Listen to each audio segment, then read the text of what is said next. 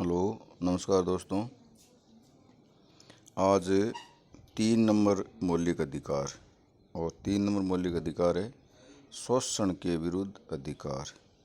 इसमें दो ही अनुच्छेद है, अनुच्छेद 23 और अनुच्छेद 24। अनुच्छेद 23 क्या कहता है? अनुच्छेद 23 में दो बातें हैं, अनुच्छेद 23(1) और अनुच्छेद 23(2). मानव के दुर्व्यापार और बेगार प्रथा का निषेध किया गया है। यानी मानव को न तो बेचा जा सकता और न उससे बिना पारिश्रमिक दिए कोई काम करवाया जा सकता है। जैसे आप अब किसी व्यक्ति से काम करवाते हो तो उसको मेहनताना आपको देना पड़ेगा। बेगार प्रथा पहले दुनिया के हर देश में पाई जाती थी। लोगों से काम करवाया जाता था और पैसे उनको दिया नहीं जाता था। तो अनुच्छेद 23(1) के अनुसार न तो मानव का व्यापार यानी वस्तुओं की तरह न तो मानव को बेचा जा सकता है और न बिना पारिश्रमिक दिए उनसे श्रम करवाया जा सकता है।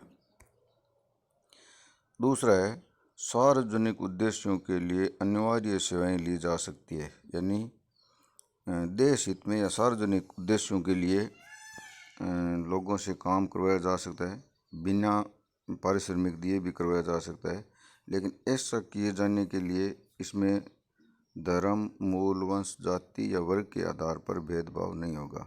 इसमें किसी आधार पर भेदभाव नहीं होगा। सभी लोगों से अगर अनिवार्य सेवाएं लेनी है तो सभी लोगों से अनिवार्य रूप से काम करवाया जा सकता है। अनुच्छेद 23 में ये दो बातें हैं। फिर अनुच्छेद 24 बाल श्रम का निषेध। 14 वर्ष से कम आयु के बालकों को कारखाने या खान में काम नहीं करवाया जा सकता। मतलब जोखिम वाले जितने काम है ना, उनको बालकों को काम के लिए निषेध किया गया है अनुच्छेद 24 के अंतर्गत।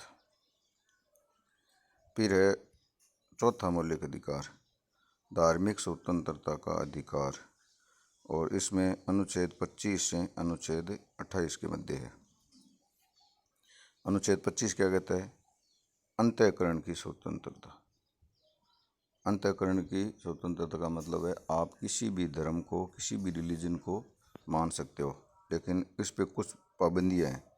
जैसे सार्वजनिक व्यवस्था, सदाचार और स्वास्थ्य के अधीन रहते हुए व्यक्तियों को अंतःकरण की स्वतंत्रता, कोई धर्म अपनाने, उसका अनुसरण करने और उसकी प्रचार करने की स्वतंत्रता है। देखो, अनुच्छेद 25 में अगर कोई प्रश्न बनता है तो ये 3 चीज़ें याद रखना। इन पे अंतःकरण की स्वतंत्रता पे 3 पाबंदियाँ हैं। एक तो सार्वजनिक व्यवस्था को बनाए रखने की, एक सदाचार की, और तीसरी है स्वास्थ्य। अगर लॉ एंड ऑर्डर को कोई नुकसान होता है तो आपकी स्वतंत्रता का हनन हो सकता है।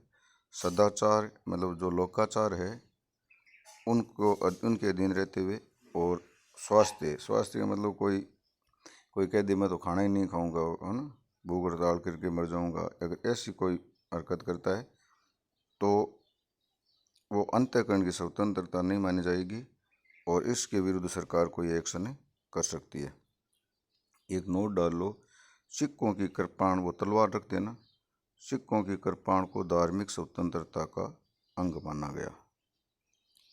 फिर अनुच्छेद 26 धार्मिक कार्यों के प्रबंध की स्वतंत्रता। आप अपने धर्म के प्रचार के लिए अगर कोई मैनेजमेंट करना चाहते हैं, कोई प्रबंध करना चाहते हैं तो आपको स्वतंत्रता है, लेकिन उस पर भी कुछ पाबंदियाँ हैं। जैसे लोक व्यवस्था, सदाचार और स्वास्थ्य के अधीन रहते हुए धार्मिक संस्थाओं की स्थापना और पोषण करना। मतलब धार्मिक संस्थाओं की आप स्थापना कर सकते हो, उनका प्रचार प्रसार और पोषण कर सकते हो। भी अपने धर्म के कार्यों का प्रबंध करना। अपने धर्म के मामलों में आप मैनेजमेंट या प्रबंध कर सकते हो। फिर सी में चल व अचल संपत्ति के अर्जन तथा स्वामित्व का अधिकार। आप अपने धर्म के प्रचार प्रसार के लिए चल और अचल संपत्ति को प्राप्त कर सकते हो और उसका स्वामित्व भी आप रख सकते हो। डी ऐसी संपत्ति का विधि के अनुसार प्रशासन करने का अधिकार। आपके पास जो संपत्ति है उसको आप कैसी भी विधि बना के और उसका प्रशासन कर सकते हो। फिर है अनुच्छेद 27, किसी व्यक्ति को ऐसे कर टैक्सेस देने के लिए बाध्य नहीं किया जा सकता जिस कर से किसी धर्म विशेष की अभिवृद्धि होती है।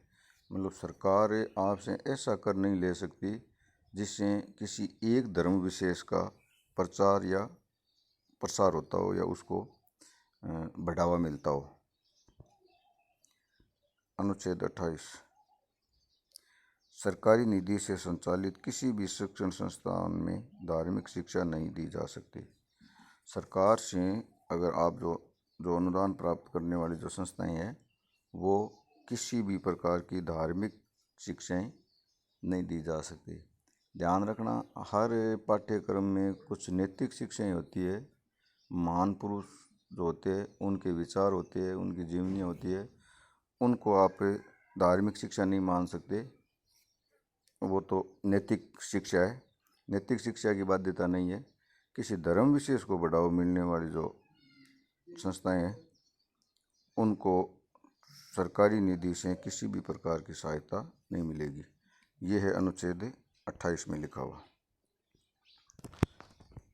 फिर अगला है 5 नंबर।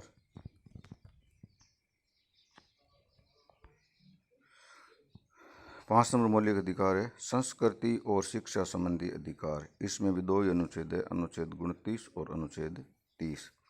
अनुच्छेद 29 में क्या लिखा हुआ है? अल्पसंख्यक वर्गों के हितों का संरक्षण, जो माइनॉरिटीज़ के लोग होते हैं उनके संबंध में ये अधिकार है। भारतीय नागरिकों को अपनी भाषा, लिपि और संस्कृति को सुरक्षित रखने का अधिकार। एक अधिकार तो 29 पहले में ये है। दूसरा 29(2) में राज्य सरकार द्वारा संचालित शिक्षण संस्थाओं में प्रवेश के लिए धर्म, मूल, वंश, जाति, भाषा के आधार पर भेदभाव नहीं किया जा सकता। सरकारी जो जितनी संस्थाएं हैं उनमें शिक्षण कार्य जो प्रवेश प्रक्रिया है उसमें धर्म, मूल, वंश, जाति, भाषा के आधार पर भेदभाव नहीं किया जा सकता। फिर है अनुच्छेद 30, अल्पसंख्यक वर्ग को अपने शैक्षणिक संस्थाओं की स्थापना और प्रशासन करने का अधिकार। माइनॉरिटी के जो लोग हैं वो अपने पसंद की शिक्षण संस्थाएं स्थापित कर सकते हैं और उनका मैनेजमेंट, प्रशासन करने की स्वतंत्रता है अनुच्छेद 30 के अनुसार।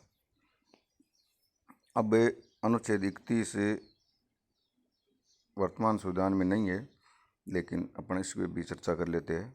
अनुच्छेद 31 में मूल संविधान में संपत्ति अर्जन का अधिकार इस अनुच्छेद में था, जो 44वें संविधान संशोधन द्वारा समाप्त कर दिया गया।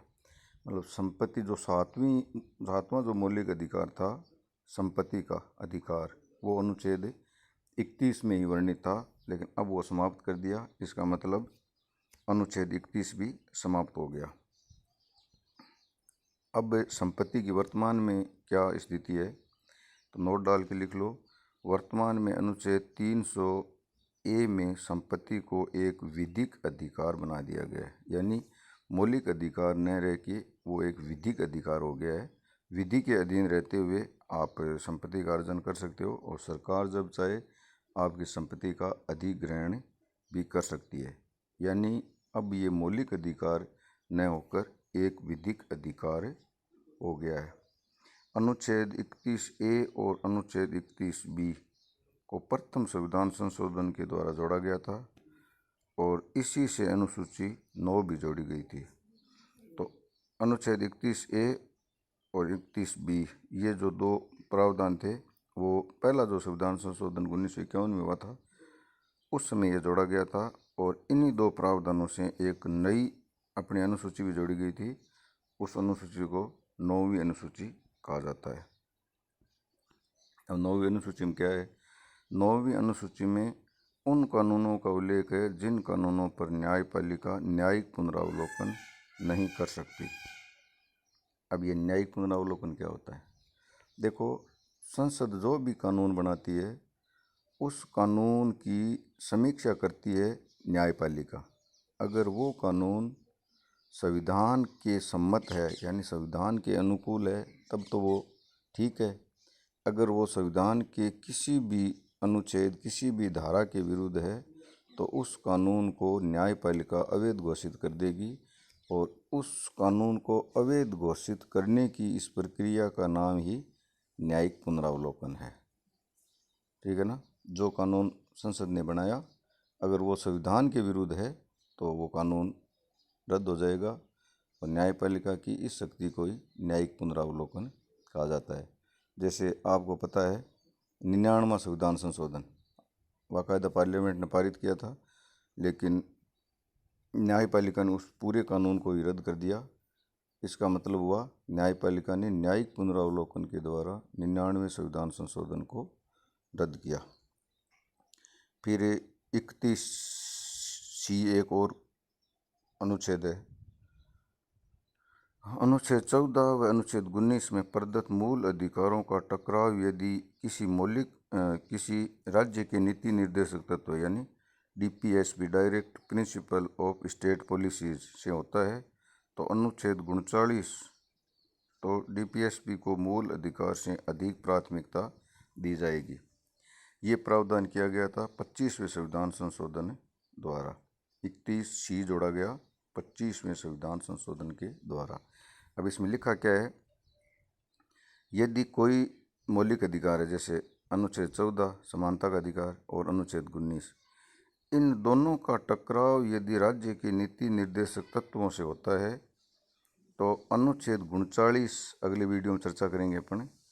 तो राज्य ये जो मौलिक अधिकार है उनसे प्राथमिकता राज्य के नीति निर्देशक तत्वों को दी जाएगी। यानी बड़े कौन है तो अनुच्छेद 39 के अनुसार मौलिक अधिकार बड़े न होके राज्य के नीति निर्देशक तत्व बड़े माने जाएंगे। ये व्यवस्था की गई थी 25वें संविधान संशोधन के द्वारा और उस समय भारत की प्रधानमंत्री श्रीमती गांधी जी इंदिरा गांधी थी। फिर अनुच्छेद 31D में राष्ट्र विरोधी क्रियाकलापों से संबंधित विधियों का उल्लेख था जो 43वें संविधान संशोधन द्वारा समाप्त कर दिया गया। मतलब राष्ट्र विरोधी जो गतिविधियां होती है उनसे संबंधित प्रावधान था 31D में, लेकिन वो भी समाप्त कर दिया गया 43वें संविधान संशोधन के द्वारा। मौलिक अधिकारों में अंतिम मौलिक अधिकार है संवैधानिक उपचारों का अधिकार और इसके लिए अनुच्छेद 1 है अनुच्छेद 32। डॉक्टर BR अम्बेडकर ने इसे भारतीय संविधान की आत्मा कहा था और ये इम्पोर्टेंट डाल लो, ये बहुत बार प्रश्न पूछा गया था कि डॉक्टर BR अम्बेडकर ने संविधान के किस भाग को संविधान की आत्मा कहा था। तो संवैधानिक उपचारों को जो अधिकार अनुच्छेद 32 में उसको ही कहा था। एक नोट और डाल लो, इसके तहत उच्च न्यायालय व उच्चतम न्यायालय दोनों को रिट जारी करने का अधिकार है। देखो अगर किसी भी उपरोक्त जो 5 मौलिक अधिकार है उन 5 मौलिक अधिकारों का कहीं अगर हनन होता है तो सुप्रीम कोर्ट और प्रत्येक राज्य का उच्च न्यायालय उन मौलिक अधिकारों की सुरक्षा के लिए कुछ रिट जारी करता है और रिट जारी करने का अधिकार इन दोनों ही न्यायालयों को है। अब 5 प्रकार की ये रिट जारी करते हैं। पहले आज तो मैं इन 5 के नाम ही बता रहा हूँ, इन 5 पे एक छोटा सा वीडियो अलग बनाऊंगा ये है क्या क्या। जैसे पहली है बंदी प्रत्यक्षीकरण एपियस कॉर्पस, दूसरी है परमादेश मेंडेसमस, तीसरा है प्रतिषेध प्रोहिबिशन, चौथा है उत्प्रेक्षण और 5वां है अधिकार पर्चा वो वारंट। इस पे मैं एक वीडियो अलग बना दूंगा। ये 5 प्रकार के है क्या, जो मिलान वाले जो प्रश्न आते हैं ना परीक्षा में वो यहीं से आते हैं। फिर अनुच्छेद 33 सशस्त्र बलों लोक व्यवस्था बनाए रखने वाले यानी पुलिस तथा इंटेलिजेंस के लोगों को के मौलिक अधिकारों में संसद कटौती कर सकती है। ये प्रावधान है अनुच्छेद 33 में। जैसे सेना, पुलिस और इंटेलिजेंस के जितने अपने लोग हैं ना उनके मौलिक अधिकारों में संसद कानून बना के कटौती कर सकती है। इसका मतलब दूसरे अर्थों में ये हुआ कि अपन साधारण लोग जितने मौलिक अधिकारों का उपयोग करते हैं उतने सेना वाले, पुलिस वाले और इंटेलिजेंस के जो लोग हैं वो नहीं करते, यानी उनके मौलिक अधिकार कुछ कम है। फिर अनुच्छेद 34, जब देश में किसी भाग में या संपूर्ण देश में मार्शल लॉ यानी सैन्य शासन लागू हो तो संसद कानून बनाकर लोगों के हुए मौलिक अधिकारों की क्षति के लिए क्षतिपूर्ति कर सकती है। सपोज कि देश के किसी भाग में सैन्य शासन लागू हो गया या पूरे भारत में सैन्य शासन लागू हो गया।